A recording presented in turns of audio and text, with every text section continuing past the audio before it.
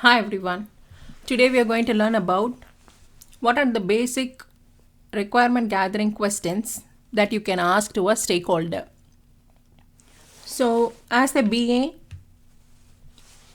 when they say that we have a new project and you need to start gathering requirements, then in that case, there are like very basic questions that you have to ask. Okay, so I have listed like top 20 questions that you will ask the stakeholders in the elicitation session.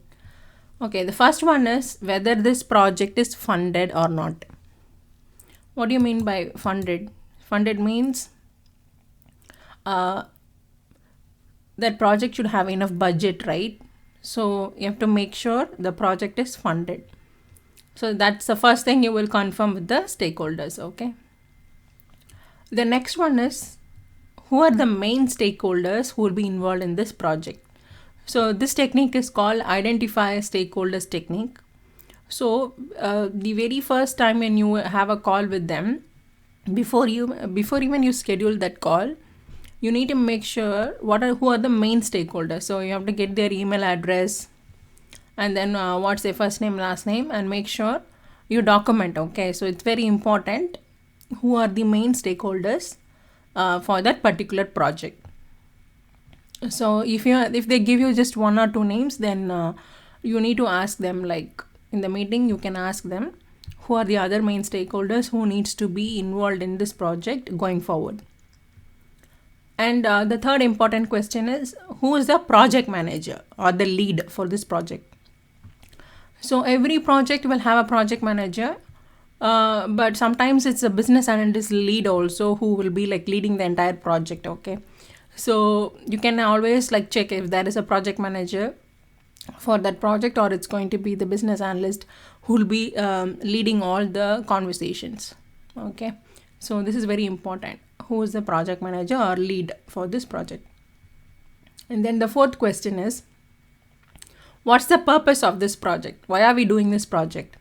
Is it to improve customer satisfaction, or is it to improve revenue, or it is to decrease the cost, or is there some like compliance means like government standard, like sometimes the like for example in COVID, right, the government had a standard, right? They want everyone to get the vaccine, and only if you have the vaccine you can board the aeroplanes and everything. So that's a regulatory or compliance issue, right? So without that card you cannot like travel. So similarly, whether this project is because of the mandate is done by any government organizations or any like their own companies, or I mean like any private also company, right? They may have some compliance, like you have to do this by end of this year. Okay, so what is the purpose of the project? This you don't know. You have, as a business analyst, you need to ask the stakeholder what's the purpose of this project. So these are the very four basic first four questions. The next question is what's the current process for this project. So you need to know, okay, whether this is a existing project or a new project. So that's the next question. You see whether this is an existing project or a new project. So if it is an existing project, right, what is the current data flow? Okay, suppose this project already is in production, like everybody uses it, but now the business owners or the stakeholders want to improve the process, they want to change the process. Now we need to know what is the current process for this project. Okay, so if it is a current process, then we have to get all the process flow diagrams from them, and then what is the data flow. Okay, I can give you an example. So in that case, let's say that a company has a website. Okay, they have a website, and currently the customers are what they can do is they can see only the menu. Okay, whatever it's a restaurant, they have the website, but they cannot do any kind of online order or placement there. They can just see the website is there, they can just only see the what kind of menu that restaurant is having, what's the location, and some details about that restaurant. That's all. Okay, they cannot place an online order. So now what is this new project is the customer can log in and then place that menu and the order, and then they can like pay the money online also, apply the coupon code, they can pay the money, check out, and then they can also, there will be an option for them, they can either choose delivery or they can choose pickup. So that is the new functionality the business wants. So what if that is the process? Okay, let's assume that's the project. Okay, now you need to understand currently in that website, okay, what are the functionalities, what are the features that are available, and in order for the future enhancements, so it will be different, right? There'll be a login page. Now the customer needs a account, and or they can check out as guest too.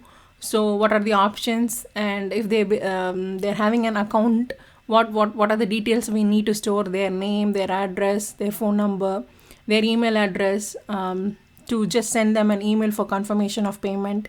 And then then the third page will be like menu page, and then fourth page will be checkout details page.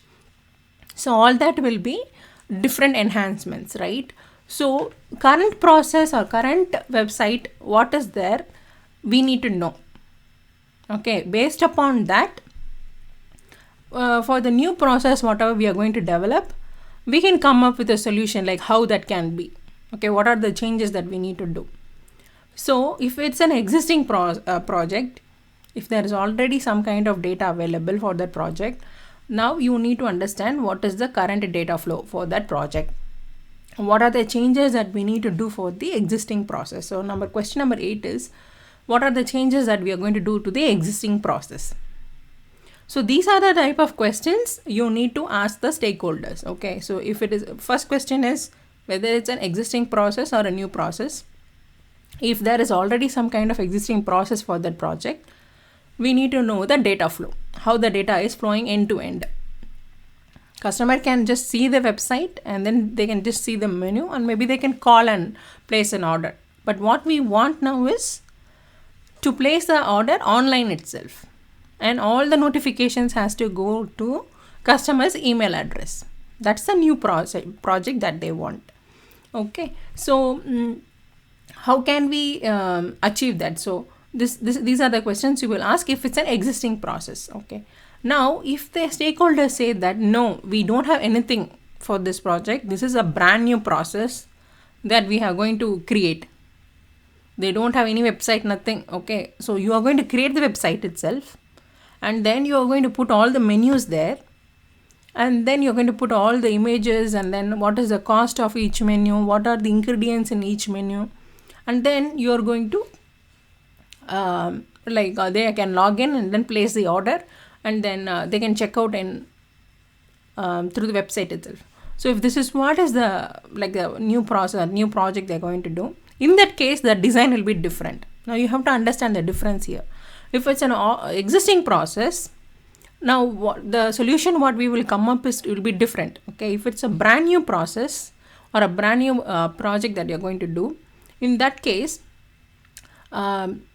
the design for that particular website will be different, right? So in that case you have to gather requirements for the menu, you have to gather requirements of the ingredients, you have to gather requirements for the pictures of that menu, every menu, how it will look. So that details and all stakeholders have to give to you. So here only the BA's skills will come into place. Okay, if it's an existing process, then you need to get the process flow diagram from them, existing documents from them, and accordingly the design will change. But if it's a new process, then you have to create everything from scratch.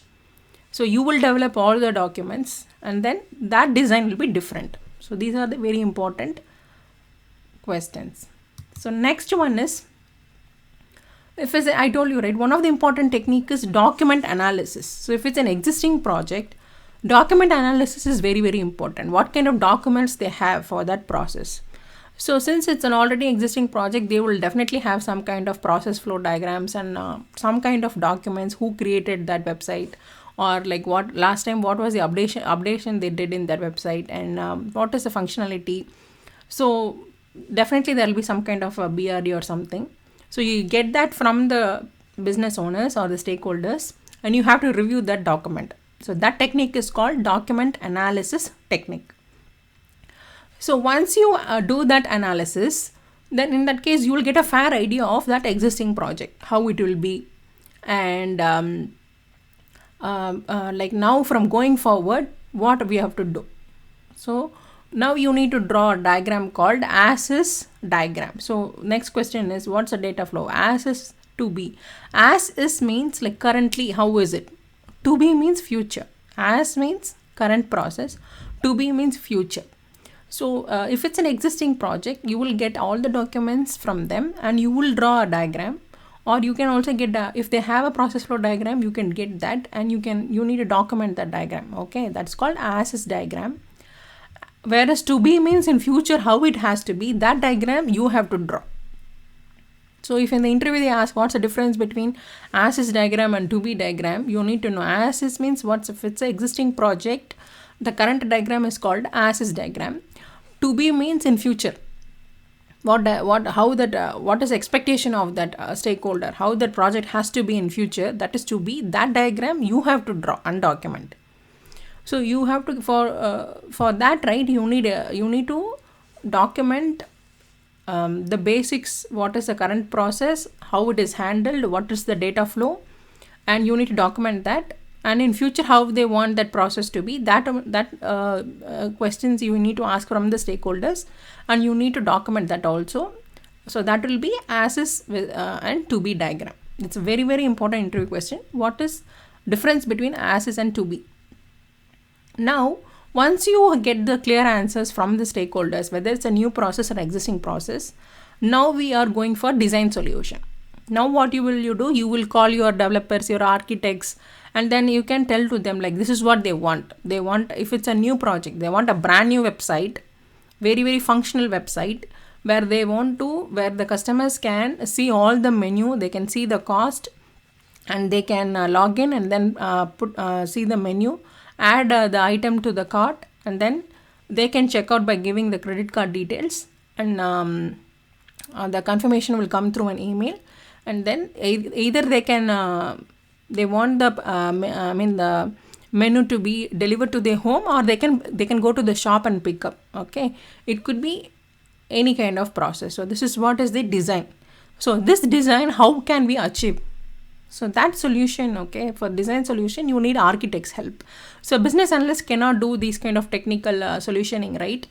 So you have to invite your architects and your developers to ask like technically how can we do that, how can we achieve this. So so you have to, like, once you gather the basic requirements, you have to go to how to do the designing solutioning sessions. Okay, next important question is what data will be migrated.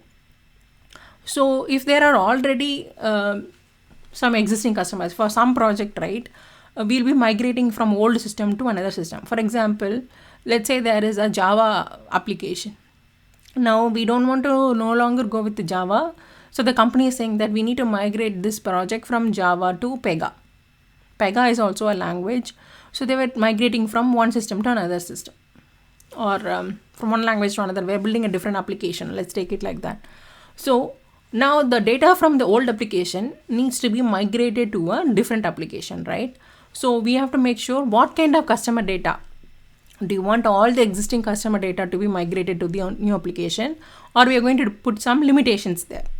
Okay, so this is mainly useful for migration projects when there is an old project and we are getting rid of the old system, and there is a new project coming, and then we have a new application or updated application being built, or any upgrade application is being built for that.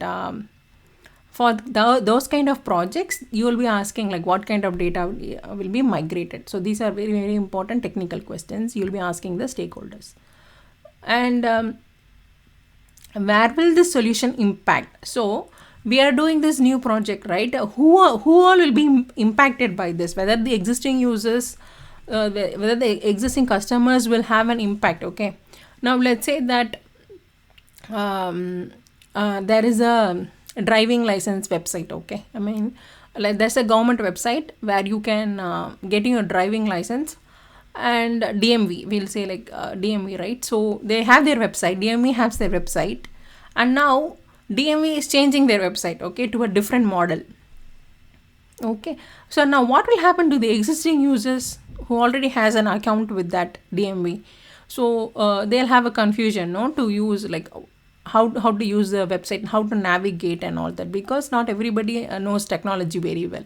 So you are having a design, and then the design you are changing that design, and how will the users be impacted? So what? So we have to come up with, we are changing from one model to another model, or from one application to another application. How will our change or new project, how will it will affect the existing customers? So whether it will be affecting the existing customers, if it is going to affect the existing customers, how are we going to handle that? Okay, so this is also a very important question. So from changing from one system to another system, how our existing how our design will impact, who will get impacted, how many business owners will be impacted, how many customers will be impacted. So that those kind of questions you need to ask them. Next is, once we have a fair idea of about the project, we have to come up with like to achieve this project, how many teams will be involved. It is going to be just one team, or we are going to have multiple teams, how big is the project, and depending upon that, like whether we are how many teams will be involved, you have to ask if there are, like if you have dependency with other teams. Okay, now for example, let's say that you have dependency with another team, and only when they complete their work, your team can start your work. Okay, let's say if there is a dependency like that, so the very first team A has to complete their work, only then team B can start their work, right? So we have to know that is like a constraint, because if that's if team A is delaying and they are not completing their work in a particular span of time, then we can't start our development, our team cannot start the development, right? So if there is a dependency, we have to make sure whether team A can finish their work in particular time period. So this is very, very important. If there are multiple teams and we have dependency upon other teams, then we need to make sure that how the dependency can be corrected. And next is, what application and technology we will be using. So whether we'll be using Java, whether we'll be using Pega, or whether we'll be using different language, and what are the applications will be involved in this project. So this is like technical. So we have to ask them whether they are okay with this technology, whatever we are using. So we need to ask them. Okay. Next question is, what is a go live date? Go live date is when they want this project to be completed. What is the estimated go live date? So because if they say that this needs to go in live in 3 months, in 4 months, in 5 months, then we have to make sure if all the teams have to complete their development and testing within the time period, and we have to be ready for release within the time period, right? So we need to, the very important is whether this project is funded, and what's the go live date. These are very two important basic questions you have to ask the stakeholders. Next is, who will provide the sign off during user acceptance testing? So once a project is completed, who will provide the sign off? Who will like test this in UAT? User acceptance testing is a final testing that will be done by the stakeholders or the business owners. So who will do the end-to-end testing, and who will like give us the final sign off that everything is fine in test environment, and now you can go and release the product to production and we can go live? Like, who will provide that sign off? We want that 1% or 2%, whoever it is, we want them. They will be responsible, they will be accountable for, like, if something goes wrong, okay, after we go live, after the product is launched, okay, if something goes wrong, then that person should be responsible, because they have signed off stating that everything worked in test environment. So we will not be responsible for that, right? So we have to make sure who is responsible for giving the sign off. Next, the last one is, what is the acceptance criteria? So we gather the requirements, we develop that, and we test it fine. But how will we know that the project has been successful? What's the acceptance criteria? So we have a brand. So acceptance, for example, I told regarding the restaurant website, it's a brand new website. The customer is able to log in, place the order, is able to check out successfully without any issues. Then that project is a successful one. If they're not able to log in, and they are not able to place order in time, and they are not getting any email communications or notifications, then that project is a failure project. Got it? So defining acceptance criteria, Whether this a project is a success or failure, it depends upon the acceptance criteria. So we should define that very clearly. These are the very basic important requirement gathering questions you need to ask the stakeholders. I hope this video is very helpful. Thank you for watching.